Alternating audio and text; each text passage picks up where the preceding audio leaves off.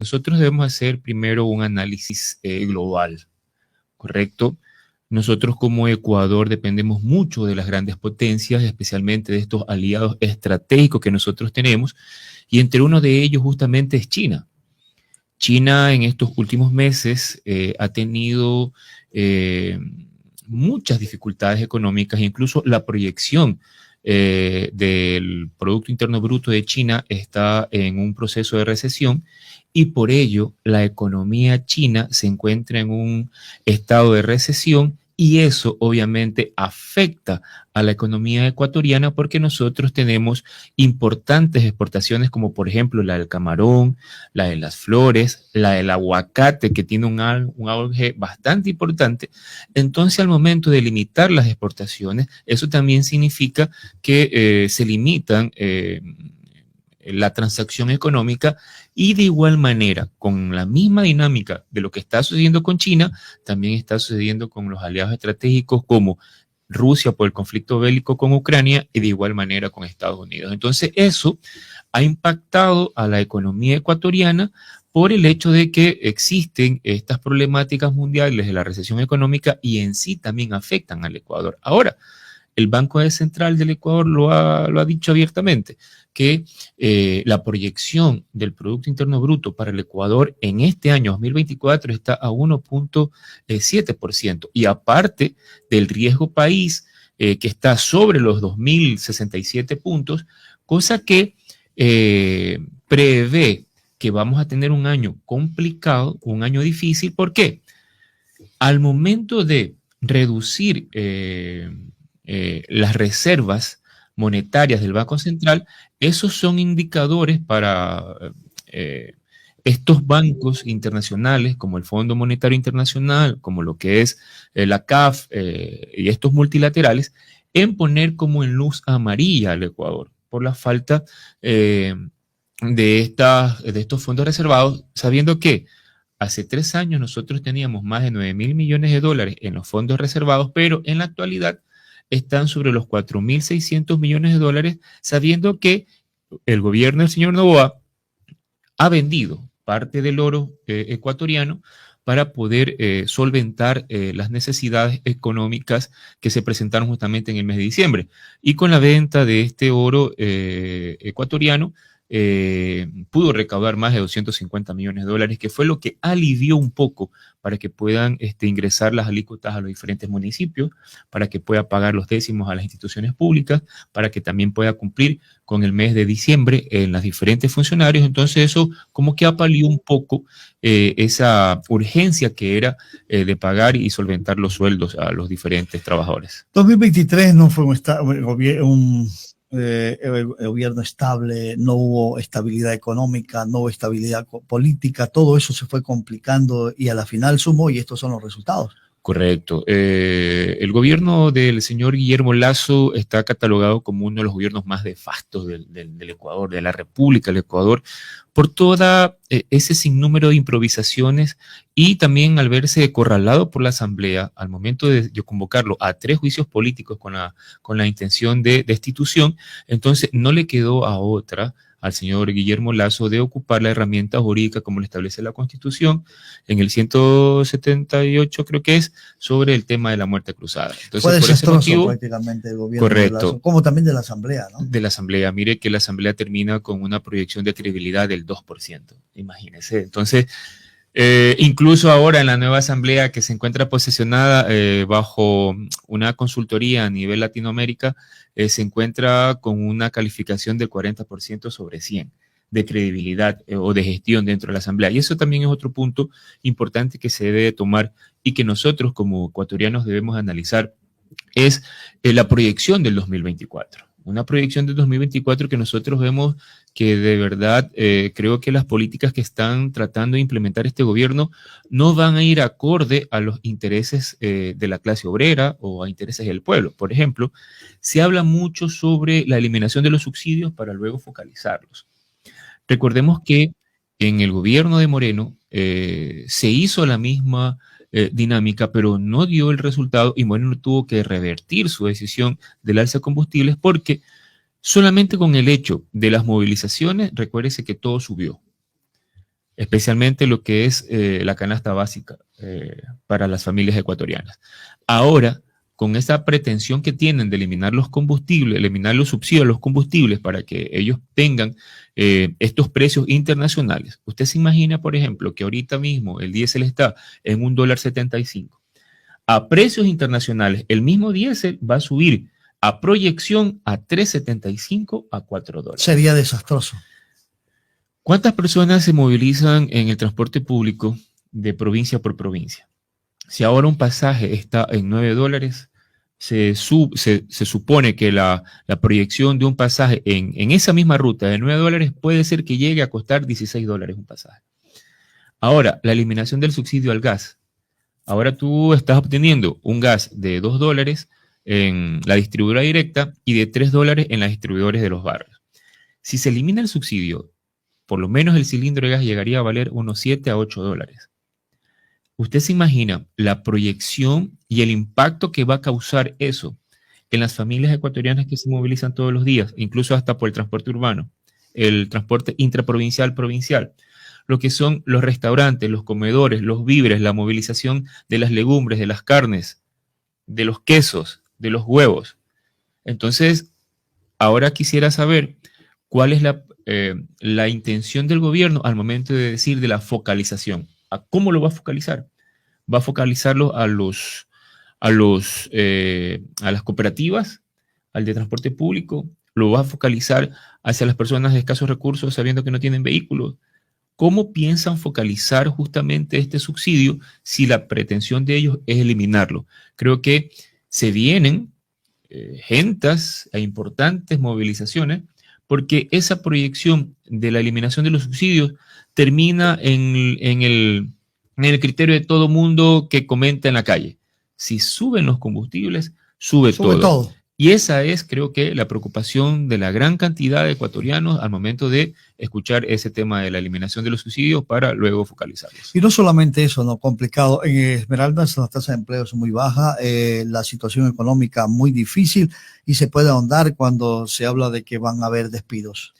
Ese también es otro tema. Ayer salió el viceministro de gobierno, creo que fue el señor ex asambleísta Torres, sí, manifestando que iban a suprimir funcionarios, que iban a haber despidos por el alto número de funcionarios que se encuentran en las diferentes instituciones públicas. Pero yo creo que debería de hacerse un profundo análisis. ¿Y cómo sería? Mire, en la Asamblea Nacional existen 1.113 trabajadores. Mire, son 600 funcionarios públicos que acompañan a los 137 asambleístas. Tienen un presupuesto de más de $54 millones. 54 millones de dólares. Y él dice abiertamente que las familias ecuatorianas en este momento deben de apretarse el cinturón del pantalón. Pero ¿por qué no aplicamos estas políticas neoliberales a los grandes grupos de poder y le pedimos a ellos que se aprieten el cinturón? ¿Por qué? Con este proyecto ya aprobado y ya en el registro oficial de económico urgente de la reactivación económica para la generación de empleo. Mire, el gobierno de Correa, el gobierno de Moreno y el gobierno de Lasso, en sus 3 gobiernos han condonado deuda a los grandes grupos de poder. Mal dirigido eso. No sé cuándo no a quien produce, al campesino, a quien debe de hacerse. Ahora con este proyecto que presentó Novoa, que por cierto sus empresas son una de las beneficiadas, bueno, no la de él, sino las de su padre. ¿Por qué no cobrar los intereses y las multas por retraso al pago de impuestos? Mire, le están ahorrando más de 2.100 millones de dólares a estos grupos de poder con este proyecto de ley que presentó Novoa. 2.100 millones de dólares. Y todo lo que establece dentro de este proyecto de ley, que ya no es proyecto, ya es una ley, prácticamente va a quedar como letra muerta, porque estos grandes grupos de poder va a ser muy difícil que puedan contratar a los jóvenes como establece o reza la ley. Lo que ellos van a hacer es uso y beneficio del no pago de impuestos, de la reducción del impuesto a la renta, y aparte de ello, que le condonan las multas y los impuestos por no pagar a tiempo. Para este sector, mire, imagínense, cuando lo que más necesitamos son recursos. Y lo que van a recaudar con esta ley no supera los 800 millones de dólares. O sea, usted hace un balance, 800 millones que... Entre lo que se recauda y lo que se deja de cobrar. Y lo cobrar. que se va a dejar de cobrar, que son más de 2.100 millones de dólares. Pero lo que más tristeza da es que al agricultor, a la persona que prestó $5.000, sigue en central de riesgo y no puede reactivarse. Yo no sé de qué reactivación podemos hablar. Y esos son uno de los elementos que nosotros hemos analizado, que dentro de este proyecto de ley justamente no se habla primero sobre condonar deudas a personas que por motivo de pandemia o por motivo de las circunstancias como nos encontramos en este momento, de la delincuencia, de las extorsiones, de las vacunaciones y todo eso, no han podido cumplir. A ellos debe ser dirigido esta clase de proyectos para que puedan dinamizar la economía del Ecuador. Yo precisamente pensaba que era ellos son el aparataje productivo, los medianos comerciantes, los pymex, los emprendedores. A ellos se les debe focalizar un recurso o se le pueda inyectar para que puedan dársele nuevos créditos. Con estos nuevos créditos pagar lo que estaban adeudando y así poder generar esta dinamización de la economía, dinamizar la economía, porque va a ser la única manera de poder sacar el Ecuador adelante en el tema económico. Ahora, en estos proyectos no se habla sobre el gasto público para que exista inversión. Usted sabe muy bien que para que se pueda dinamizar la economía de un país debe haber gasto público. ¿Y cuál es el gasto público? Inversión en obra, lo que es el presupuesto para la salud, lo que es presupuesto para la educación, para que así el Ecuador pueda tener la posibilidad de generar fuentes de empleo y así comenzar a dinamizar la economía, que es tan importante en estos momentos. Y otro asunto también que hemos revisado es que ya está aprobada en primer debate, justamente sobre el tema energético, sobre la flexibilidad del sistema energético. En todo el proyecto prácticamente es para privatizar las empresas públicas que generan energía. Y un tema que a mí me preocupó mucho, que lo estuve analizando, es que le dan la facultad a estas empresas que puedan privatizar el sector público en la revisión de la tarifa del kilovatio hora. O sea, usted se imagina que estando en un país que tenemos problemas económicos, que no hay fuentes de empleo, que a lo mucho nosotros llevamos el pan a la casa, y que estas empresas, al momento ya se apruebe este proyecto y puedan privatizar las empresas públicas energéticas, como las hidroeléctricas, las termoeléctricas, las generaciones de energía, las de comercialización, puedan revisar el tarifario y así poderlo subir, yo creo que eso va a subir todo, ¿no? Va a ser un golpe bastante significativo al país, ¿verdad? Y que realmente eso no favorece absolutamente a ningún ecuatoriano. Y también hablan mucho, este gobierno lo he escuchado, sobre las zonas francas. Me parece excelente. Las zonas francas son polos de desarrollo en diferentes pueblos. Pero si nosotros nos ponemos a analizar... Sí, están bien dirigidas también. Correcto. Aquí hay 2 zonas francas donde las cuales funcionan medianamente.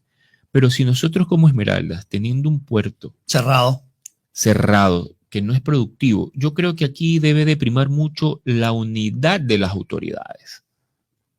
Empezando desde sus asambleístas, la prefecta y los diferentes alcaldes de la provincia de Esmeraldas. Miren, en el artículo 243 de la Constitución habla sobre la conformación de mancomunidades en beneficio y desarrollo de los pueblos. Como el presidente Noboa habla sobre las zonas francas, ¿por qué no le exigimos al presidente de la República que Esmeraldas esté considerada dentro de las zonas francas? ¿Qué significa? Que en una zona franca es un polo de desarrollo donde usted va a permitir la exportación y la importación de productos. La industrialización de los productos, grandes empresas multinacionales en Esmeraldas. Pero obviamente nosotros debemos arrancar primero en la unidad de sus autoridades para que dentro de la Constitución, como está esta herramienta, se la pueda aplicar.